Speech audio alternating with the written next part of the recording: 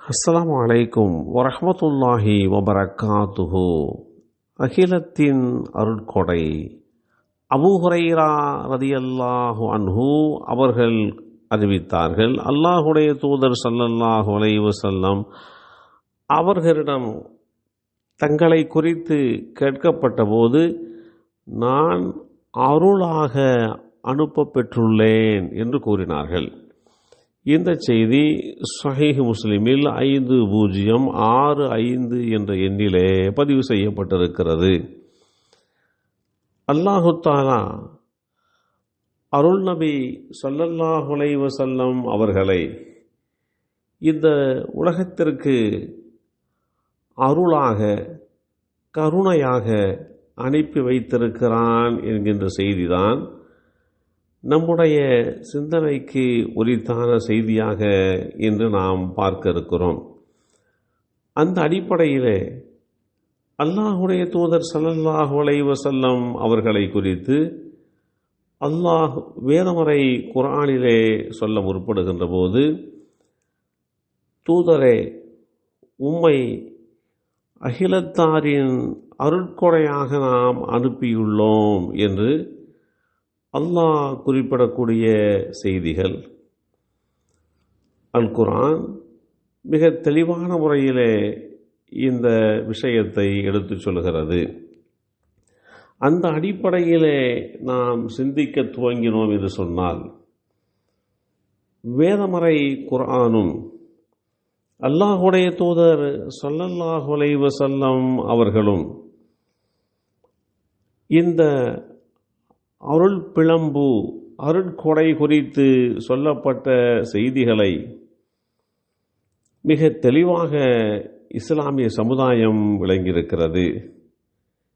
அந்த அடிப்படையிலே நாம் சிந்திக்க முற்படுகின்ற போது, அல்லாஹுடைய தூதர் ஸல்லல்லாஹு அலைஹி வஸல்லம் அவர்கள் அகிலத்தார்கள் என்ற அடிப்படையிலே நாம் சிந்திக்க முற்படுகின்ற போது, அகிலத்திலே வாழ்கின்ற மனிதர்களாக இருக்கட்டும், மற்ற படைப்பினங்களாக இருக்கட்டும், ஏனைய ஜீவராசிகளாக இருக்கட்டும், இவைகள் யாவைகளுக்குமே, இவைகள் அனைத்திற்குமே அல்லாஹுடைய தூதர் ஸல்லல்லாஹு அலைஹி வஸல்லம் அவர்கள் எந்தெந்த அடிப்படையிலே அருட்கொடையாக அனுப்பப்பட்டுள்ளார்கள் என்பதை நாம் சிந்திக்க கடமைப்பட்டிருக்கிறோம். இயல்பாகவே அல்லாஹுடைய தூதர் ஸல்லல்லாஹு அலைஹி வஸல்லம் அவர்கள் கருணை உள்ளம் கொண்டவர்கள், அவர்கள் இரக்கத்தன்மை உள்ளவர்கள். அவர்களுடைய அந்த பார்க்கும் பார்வையே ஒரு கிருபையான ஒரு பார்வையாக, ஒரு ரஹ்மத்தான பார்வையாக, ஒரு அருள் பார்வையாகத்தான் இந்த சமுதாயத்தினருக்கு இருந்தது என்பதை ஒருபோதும் யாரும் மறுத்து கூறுவதற்கு இல்லை.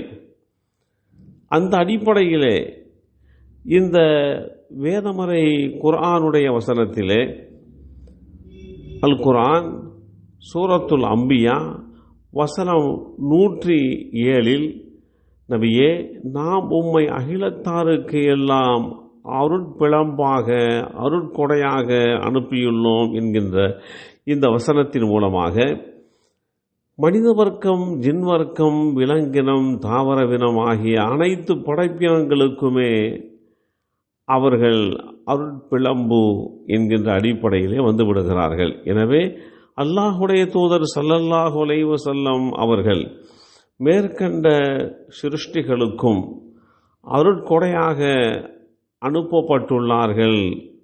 அல்லாஹுடைய தூதர் ஸல்லல்லாஹு அலைஹி வஸல்லம் அவர்களை கொண்டே இந்த அகிலத்தினுடைய வணக்க வழிபாடுகளும் அல்லாஹுவை சார்ந்த நினைவுகளும் அல்லாஹுவை சார்ந்த தியானிப்புகளும் அமையப்பெற்றிருக்கிறது.